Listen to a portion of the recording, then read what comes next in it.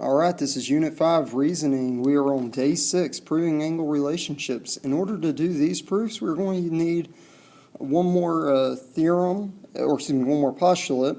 That is the angle addition postulate. It's very similar to what the segment addition postulate was on Day 5. That is that the measure of angle ABD plus the measure of angle DBC is equal to the measure of angle ABC, so long as ray BD is inside angle ABC, such as it is here. That point D is in the interior of the angle. A couple theorems that you're going to need to know. Supplement theorem. That's if two angles form a linear pair, then they are supplementary angles. And because that's a theorem that could actually be proven, we'll get into that kind of stuff later. There's complement theorem as well, that if the non-common sides of two adjacent angles form a right angle, then the angles are complementary angles. Those will come in really handy coming up. Also for your notes today will be the properties of congruence. That's really a repeat of what we did yesterday, so if you don't copy down this top box, that's fine. But that's saying that the reflexive, symmetric, and transitive properties apply for congruence of angles as well as the segments that we talked about with Day 5. We've also got congruent supplements theorem, that angles supplementary to the same angle, or to congruent angles, are congruent.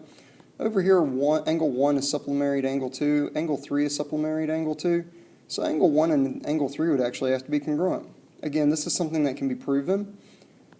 You also have congruent complements theorem, that angle 4 is complementary to angle 5, angle 6 is complementary to angle 5, so the conclusion is that angle 4 and angle 6 are congruent, as you can see right here.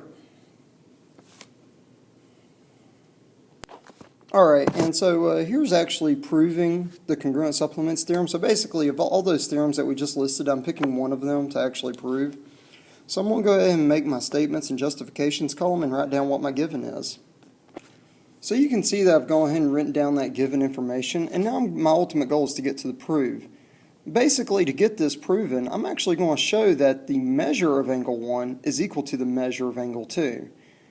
The fact that they're giving me information about the angles being supplementary, I'm going to talk about those measures adding up to 180 based off of this given information and see where I can go from there. So, to do that, I'm going to actually go ahead and state that the measure of angle 1 plus the measure of angle 3 equals 180.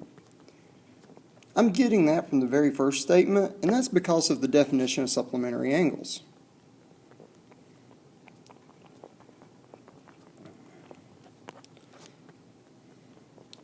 And you don't realize how long of a word supplementary is, but it is what it is.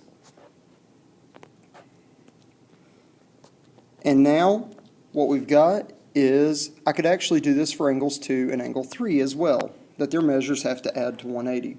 Remember that when you're talking about the measures of angles, you're going to put a lowercase m in front of the angle symbol. There we go. I made that part of the same statement. Now this proof ends up actually being pretty convenient, because if you look at these two equations, you basically have the two expressions, measure of angle 1 plus the measure of angle 3, already related to measure of angle 2 plus the measure of angle 3, because they both equal 180. So these two expressions equal each other.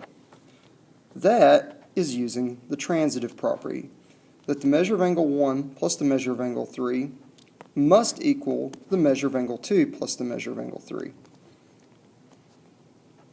which is by transitive property. They both equaled 180 degrees.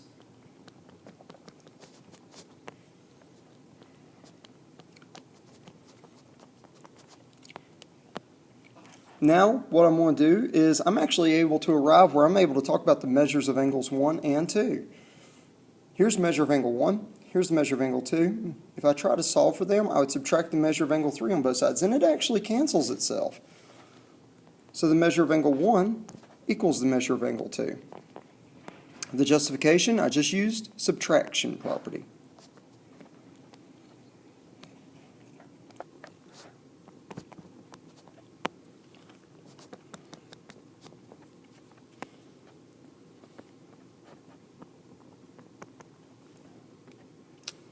And now, if the angle measures of the angles are equal, then the angles themselves would have to be congruent. So statement number 5, exactly what I was trying to prove here, is that angle 1 is congruent to angle 2.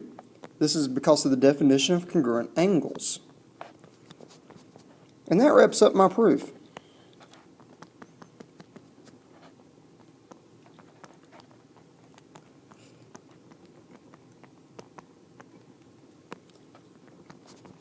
All right, now that we've proven this, we don't have to go through this 5-step process every single time. We can actually just jump to the very last statement and as a justification say congruent supplements theorem. That when angles are supplementary to the same angle or to congruent angles, they are congruent. Alright, on this proof, it is quite a bit of given information. I'm going to go ahead and take a moment to get that jotted down, as you should as well. And we'll actually talk about how quick this proof is. It's actually a very short proof if you really use your theorems that you've already proven. Alright, so on this proof, you really don't even need the diagram on it. Basically what happens is that since you've got NYR and RYA making a linear pair, that means to me one thing: they're supplementary. I'm going to make that statement, and if you'll look back at your notes, that was something we talked about earlier in the lesson, is that's called supplements theorem, that when you have a linear pair, those angles are supplementary. So I'm going to go ahead and make that statement for step number 2. The angle NYR and angle RYA are supplementary. I'm also going to make that statement for the other pair of linear angles. That angle AXY and angle AXZ are supplementary.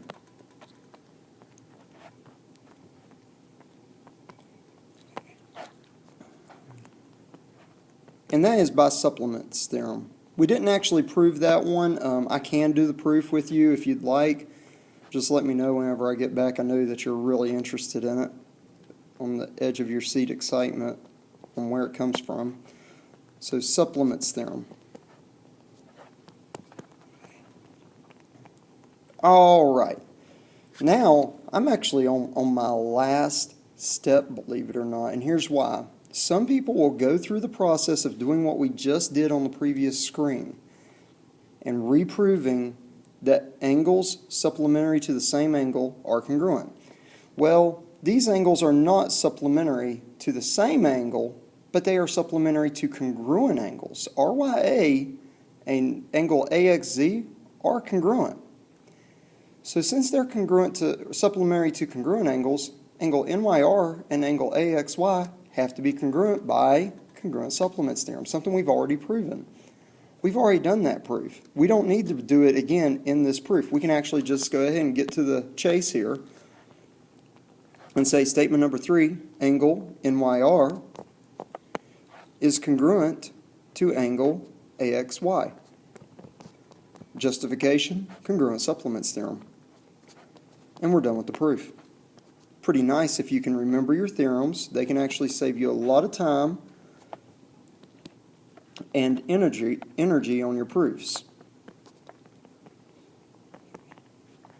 All right, we'll be moving into our last example now.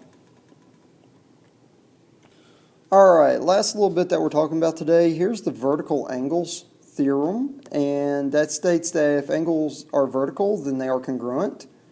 And now what makes angles vertical? It's whenever you have lines intersecting, they're the opposing angles. So in this case, angle 1 and angle 3 are vertical angles. Also, angles 2 and 4 would be vertical angles. So each pair are vertical angles, and you can see that those are what are congruent.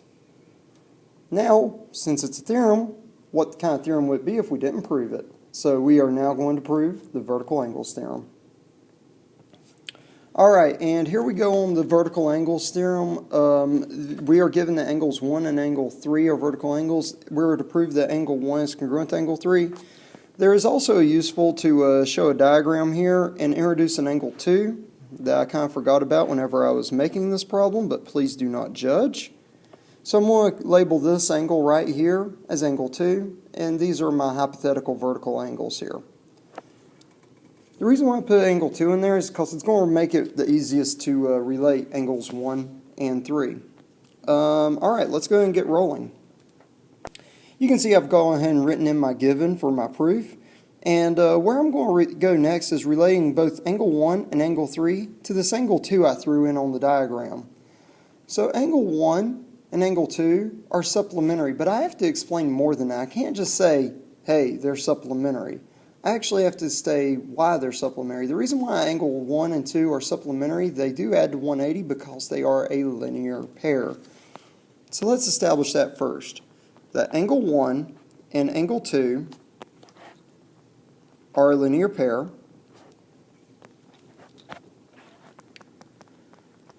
The justification of which is the definition of a linear pair. That's what it means to be a linear pair, is that two angles, opposite sides formed together, create a line.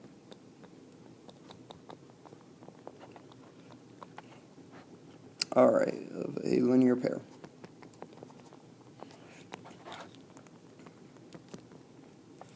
All right, we could also say that for angles 2 and 3. So angle 3 and angle 2 are a linear pair. Part of the same step there. So now where I'm going to go to now is actually statement number 3. I'm actually going to say that angles 1 and 2 are supplementary.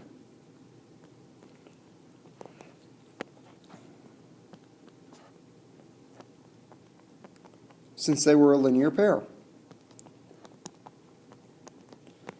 That is supplements theorem.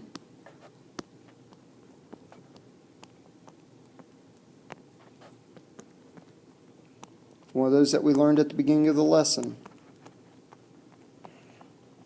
I can also say that for angles 3 and 2.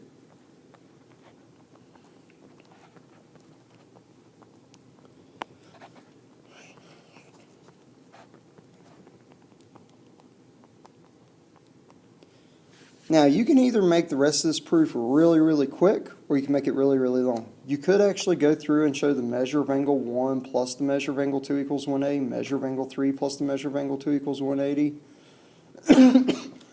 Say that those two things are equal. You can also go on to use subtraction property and stuff, but we've already done that proof. We know that when two angles, angle 1 and angle 3, are supplementary to the same angle, angle 2, they are congruent to each other because of congruent supplements theorem. We've already proven that, so let's not go through the process of reproving it time and again. So angle 1 is congruent to angle 3, and that is by the congruent supplements theorem. And I know there are some of you out there that are OCD because I wrote through the line right here, but you can just get over it.